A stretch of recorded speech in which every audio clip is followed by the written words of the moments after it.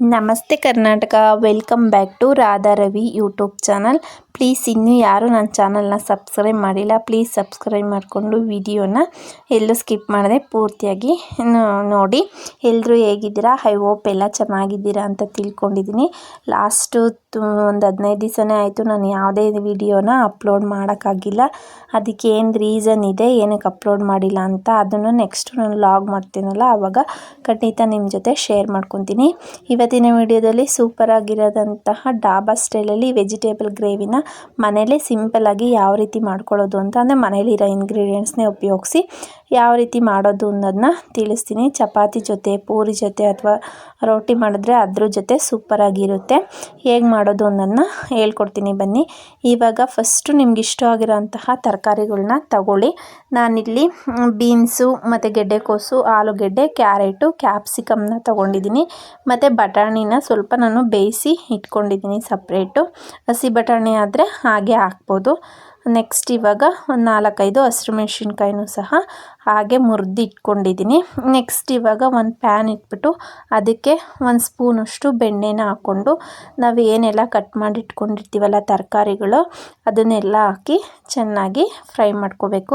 ಇದಕ್ಕೆ ಮೇಯ್ನು ನಾವು ತರಕಾರಿನ ಫ್ರೈ ಮಾಡ್ಕೊಂಡು ಹಾಕೋದೆ ಟೇಸ್ಟು. ಬೆಣ್ಣೆನಲ್ಲಿ ಹುರ್ಕೊಳೋದ್ರಿಂದ, ತರಕಾರಿ ಎಲ್ಲ ಫ್ರೈ ಮಾಡ್ಕೊಳೋದ್ರಿಂದ ಟೇಸ್ಟು ತುಂಬಾ ಚೆನ್ನಾಗಿ ಬರುತ್ತೆ. ಬೈ ಚಾನ್ಸ್ ಬೆಣ್ಣೆ ಇಲ್ಲ ಅಂತಂದರೆ ಎಣ್ಣೆ ಅಥವಾ ತುಪ್ಪ ಯಾವುದ್ರಲ್ಲಾದ್ರೂ ಸಹ ಫ್ರೈ ಮಾಡ್ಕೊಳ್ಳಿ. ನಿಮ್ಮ ಅನುಕೂಲ, ಮನೆಯಲ್ಲಿ ಯಾವುದಿರುತ್ತೋ ಅದನ್ನು ಹಾಕ್ಕೊಳ್ಳಿ. ನಾವು ಇದನ್ನೇ ತಂದು ಹಾಕಬೇಕು ಅಂತ ಏನಿಲ್ಲ, ಯಾವುದೇ ಅಡುಗೆಗಾದರೂ ಅಷ್ಟೇ. ಇವಾಗ ನಾನು ಒಂದು 4-5 ಹಸಿರು ಮೆಣಸಿನ್ಕಾಯಿನೂ ಸಹ ಹಾಕ್ಕೊತಾ ಇದ್ದೀನಿ. ಇವಾಗ ನಮ್ಮ ಮನೇಲಿ ಏನಿರುತ್ತೋ ಅದರಲ್ಲಿ ಮಾಡಬೇಕು. ನಾವು ಇವಾಗ ಎಕ್ಸ್ಟ್ರಾ ಅದೇ ಬೇಕು ಇದೇ ಬೇಕು ಅಂತ ಹೇಳಿ ಅಂದ್ಕೋಬಾರ್ದು. ನಮ್ಮ ಮನೇಲಿ ಏನಿರುತ್ತೋ ಅದರಲ್ಲಿ ನಾವು ಯಾವ ಥರ ಟೇಸ್ಟಿಯಾಗಿ ಮಾಡೋಕ್ಕೆ ಸಾಧ್ಯನೋ ಆ ಥರ ಟೇಸ್ಟಿಯಾಗಿ ಮಾಡಿದ್ರೆ ಸಾಕು. ಅದು ಆ ಅಂಗಡಿಯಿಂದನೇ ತರಬೇಕು, ಇಷ್ಟೇ ದುಡ್ಡು ಕೊಟ್ಟು ತರಬೇಕು, ಅವೆಲ್ಲ ಏನು ಬೇಡ. ಫಸ್ಟೇ ಗಾದಿ ಇಲ್ವ, ಹಿಂಗು ತೆಂಗು ಇದ್ದರೆ ಮಂಗನೂ ಅಡುಗೆ ಮಾಡುತ್ತೆ ಅಂತೇಳಿ ಹಾಗೆ ನಾವು ಏನಿಲ್ಲ ಇರೋದ್ರಲ್ಲಿ ಅಡ್ಜಸ್ಟ್ ಮಾಡಿ ಅಡುಗೆನ ಮಾಡಬೇಕು. ಆವಾಗಲೇ ಚೆನ್ನಾಗಾಗೋದು ಟೇಸ್ಟು.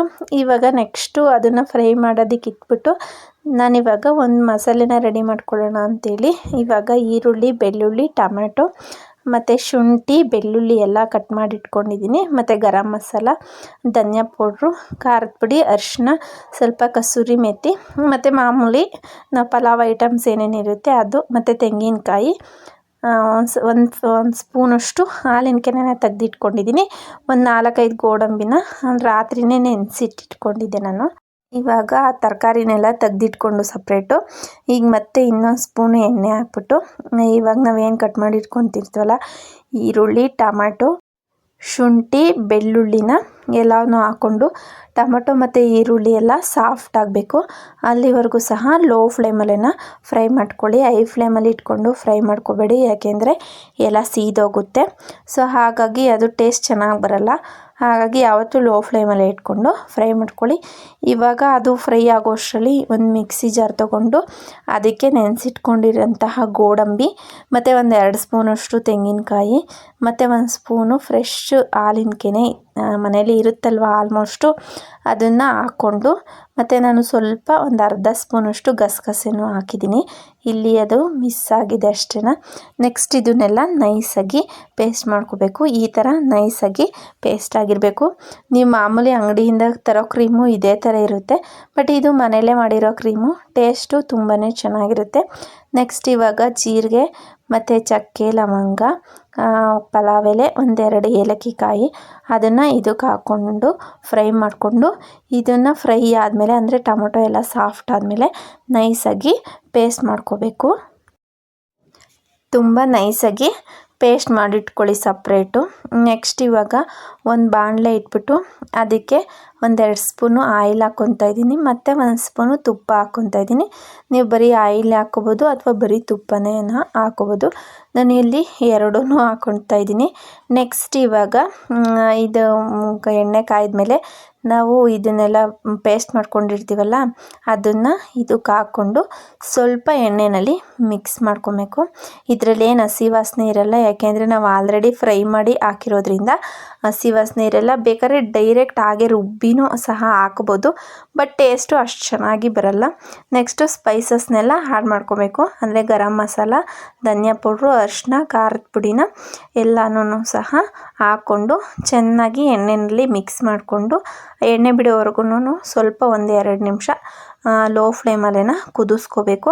ಎಣ್ಣೆ ಎಲ್ಲ ಬಿಟ್ಕೋಬೇಕು, ಆವಾಗಲೇ ಮಸಾಲೆ ಚೆನ್ನಾಗಿರುತ್ತೆ. ನೋಡಿ ಈ ಥರ ಆಗಿರುತ್ತೆ. ಇವಾಗ ಅದಕ್ಕೆ ನಾವು ಬಟಾಣಿ ಬೇಯಿಸ್ಕೊಂಡಿರ್ತೀವಲ್ಲ ಅದನ್ನು ನಾನು ಆ್ಯಡ್ ಮಾಡ್ತಾಯಿದ್ದೀನಿ. ಹಸಿ ಬಟಾಣಿ ಆದರೆ ಹಾಗೆ ಹಾಕ್ಕೋಬೋದು, ಹಾಗಂದರೆ ಬೇಗ ಬೇಯುತ್ತೆ. ಒಣ ಬಟಾಣಿ ಆದರೆ ಬೇಯಿಸ್ಕೊಂಡ್ಬಿಟ್ಟು ಹಾಕಬೇಕು. ಇವಾಗ ನಾವು ಏನು ಫ್ರೈ ಮಾಡಿ ಇಟ್ಕೊಂಡಿರ್ತೀವಲ್ಲ ತರಕಾರಿ ಮತ್ತು ರುಚಿಗೆ ತಕ್ಕಷ್ಟು ನಾವು ಉಪ್ಪನ್ನ ಹಾಕ್ಕೊಂಡು ಚೆನ್ನಾಗಿ ಒಂದ್ಸಲ ಮಿಕ್ಸ್ ಕೊಟ್ಟು ಆಮೇಲೆ ಕನ್ಸಿಸ್ಟೆನ್ಸಿ ನೋಡಿಕೊಂಡು ನೀರನ್ನು ಆ್ಯಡ್ ಮಾಡಬೇಕು. ಆ್ಯಡ್ ಮಾಡಿ ಒಂದು 5 ನಿಮಿಷ ಲೋ ಫ್ಲೇಮಲ್ಲೇನ ಕುದಿಸ್ಕೋಬೇಕು ಚೆನ್ನಾಗಿ. ಆ ತರಕಾರಿ ಅದಕ್ಕೆಲ್ಲ ಮಸಾಲೆ ಹಿಡಿಬೇಕು, ಆವಾಗಲೇ ಟೇಸ್ಟು ಚೆನ್ನಾಗಿರೋದು ಮತ್ತು ತಿನ್ನೋದಕ್ಕೂ ಸಹ ಚೆನ್ನಾಗಿರೋದು. ತರಕಾರಿನೇ ಒಂದು ಕಡೆ, ಗ್ರೇವಿನೇ ಒಂದು ಕಡೆ ಆದರೆ ಚೆನ್ನಾಗಿರಲ್ಲ. ನೋಡಿ, ಒಂದು 5 ನಿಮಿಷ ಕುದ್ದಾದ್ಮೇಲೆ ಈ ಕನ್ಸಿಸ್ಟೆನ್ಸಿಗೆ ಬಂದಿರುತ್ತೆ. ಇವಾಗ ನಾವೇನು ರೆಡಿ ಮಾಡ್ಕೊಂಡಿರ್ತೀವಿ ವೈಟ್ ಕ್ರೀಮು ಅದನ್ನು ಈ ಹಂತದಲ್ಲಿ ಆ್ಯಡ್ ಮಾಡಬೇಕು. ನೋಡಿ ಎಷ್ಟು ಚೆನ್ನಾಗಿ ಕಾಣಿಸ್ತಾ ಇದೆ ಕಲರ್ಫುಲ್ಲಾಗಿ ಅಂತೇಳಿ. ನೆಕ್ಸ್ಟ್ ಇವಾಗ ಒಂದು ಅರ್ಧ ಸ್ಪೂನಷ್ಟು ಕಸೂರಿ ಮೇಥಿನ ಹಾಗೆ ಕ್ರಷ್ ಮಾಡಿಬಿಟ್ಟು ಹಾಕ್ಕೊಳ್ಳಿ. ಲಾಸ್ಟಿಗೆ ಹಾಕ್ಕೊಂಡು ಸುಮ್ಮನೆ ಹಾಗೆ ಎಲ್ಲ ಒಂದ್ಸಲ ಮಿಕ್ಸ್ ಕೊಟ್ಟು ನೋಡಿ ಚೆನ್ನಾಗಿ ಕುದಿ ಬರಬೇಕು. 1-2 ನಿಮಿಷ ಕುದಿಸ್ಕೊಳ್ಳಿ ಹಾಗೆ ಲೋ ಫ್ಲೇಮಲ್ಲಿ. ಮತ್ತು ಇದನ್ನೆಲ್ಲ ಒಂದ್ಸಲ ಮಿಕ್ಸ್ ಮಾಡ್ಕೊಳ್ಳಿ. ನಾವಿವಾಗ ಗೋಡಂಬಿ ಮತ್ತು ಕಾಯಿ ಎಲ್ಲ ಹಾಕಿರೋದ್ರಿಂದ ತಿಕ್ನೆಸ್ಸು ಇನ್ನೂ ಸ್ವಲ್ಪ ದಪ್ಪನೇ ಬರುತ್ತೆ ಅಂತ ಹೇಳ್ಬೋದು. ಏಕೆಂದರೆ ಇದನ್ನು ಹಾಕಿರ್ತೀವಲ್ಲ ಗೋಡಂಬಿನ, ಹಾಗಾಗಿ ಗಟ್ಟಿ ಬರುತ್ತೆ. ಹಾಗಾಗಿ ಕನ್ಸಿಸ್ಟೆನ್ಸಿ ನೋಡಿಕೊಂಡು ನೀರನ್ನು ಆ್ಯಡ್ ಮಾಡ್ಕೊಳ್ಳಿ. ಲಾಸ್ಟಿಗೆ ಕೊತ್ತಂಬರಿ ಸೊಪ್ಪು ಹಾಕಿದ್ರೆ ಸೂಪರ್ ಟೇಸ್ಟಿಯಾದಂತಹ ಡಾಬಾ ಸ್ಟೈಲಲ್ಲಿ ಅಂದರೆ ಅದೇ ಥರ ಟೇಸ್ಟ್ ಇರೋಂತಹ ವೆಜಿಟೇಬಲ್ ಗ್ರೇವಿ ರೆಡಿಯಾಗುತ್ತೆ. ಇದನ್ನು ಚಪಾತಿ ಜೊತೆ ಆಗಿರ್ಬೋದು, ಪೂರಿ ಜೊತೆ ಆಗಿರ್ಬೋದು ಸರ್ವ್ ಮಾಡಿದ್ರೆ ತುಂಬ ಚೆನ್ನಾಗಿರುತ್ತೆ. ನಾವಿವಾಗ ಅಲ್ಲೋಗಿ ಅಷ್ಟೊಂದು ದುಡ್ಡು ಕೊಟ್ಟು ತರೋಕ್ಕಾಗಲ್ಲ. ನೋಡಿ, ಮನೇಲಿ ಇರೋಂತಹ ಇಂಗ್ರೀಡಿಯೆಂಟ್ಸ್ನ ಉಪಯೋಗಿಸಿ ಈಸಿಯಾಗಿ ಟೇಸ್ಟಿಯಾಗಿ ಮಾಡ್ಬೋದು. ಟೇಸ್ಟ್ ಅಂತೂ ತುಂಬಾ ಚೆನ್ನಾಗಿತ್ತು. ನಾನು ಅಂದರೆ ಚಪಾತಿ ಜೊತೆ ಮಾಡಿದ್ದೆ, ತುಂಬ ಚೆನ್ನಾಗಿತ್ತು. ನೀವೊಂದ್ಸಲ ಟ್ರೈ ಮಾಡಿ ಹೇಗಿತ್ತು ಅನ್ನೋದನ್ನ ಕಮೆಂಟ್ ಮೂಲಕ ತಿಳಿಸಿ. ಪ್ಲೀಸ್ ಈ ವಿಡಿಯೋ ಇಷ್ಟ ಆಗಿದರೆ ಲೈಕ್ ಮಾಡಿ, ಶೇರ್ ಮಾಡಿ, ಕಮೆಂಟ್ ಮಾಡಿ. ಹೇಗಿತ್ತು ಅಂತೇಳಿ ತಿಳಿಸೋದನ್ನ ಮಾತ್ರ ಮರಿಬೇಡಿ. ಪ್ಲೀಸ್ ಇನ್ನೂ ಯಾರು ನನ್ನ ಚಾನಲ್ನ ಸಬ್ಸ್ಕ್ರೈಬ್ ಮಾಡ್ಕೊಂಡಿಲ್ಲ ಸಬ್ಸ್ಕ್ರೈಬ್ ಮಾಡಿಕೊಂಡು ನೋಡಿ. Thank you.